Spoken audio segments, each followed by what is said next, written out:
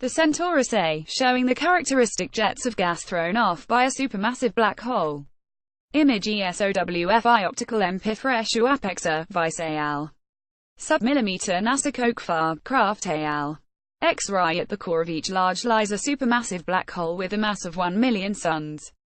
New research shows that these celestial vacuum cleaners do more than just devour nearby objects, they also grow to a size that eventually suppresses A's ability to churn out new stars, effectively rendering them sterile. Young galaxies are absolutely bursting with bright, newly formed stars. As time passes, however, star formation eventually grinds to a halt. A new study published in Nature shows that supermassive black holes play a critical role in determining when large galaxies stop producing new stars, a process known as quenching. Stars form out of cold gas, so when a runs out of cold gas it's effectively quenched. One possible way this could happen, at least for galaxies with supermassive black holes, is that the gas that pours onto a supermassive black hole triggers the production of high-energy jets. The energy released by these jets can expel cold gas out of causing star formation to shut down. At least that's the theory.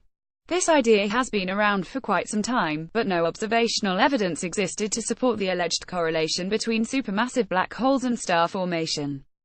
The new study, led by Ignacio Marta-Navarro from the University of California, Santa Cruz, now fills this gap in our knowledge. Using data collected by the Hobby Telescope Massive Galaxy Survey, Marta-Navarro's team analyzed the spectra of light coming from distant galaxies. This allowed them to separate and measure the varying wavelengths of light coming from these distant objects. The scientists used this data to create a historical snapshot of A's star formation history. They then compared this history with black holes of different masses, which resulted in some striking differences that correlated with black hole mass, but not the shape, size, or other properties of black holes.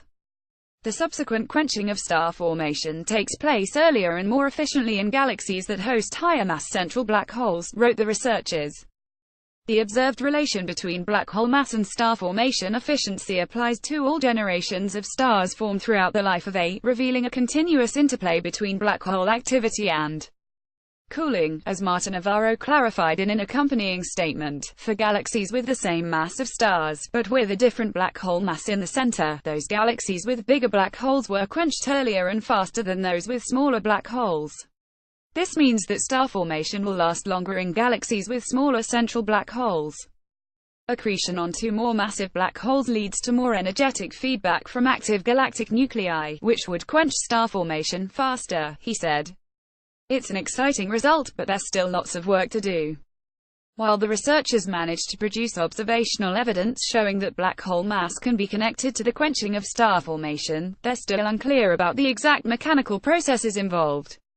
As study co-author Aaron Romanowski explained, there are different ways a black hole can put energy out into the, and theorists have all kinds of ideas about how quenching happens, but there's more work to be done to fit these new observations into the models. The Milky Way, features its own supermassive black hole and is not immune to this process. It is currently transitioning from star-forming mode to a passive, sterile existence.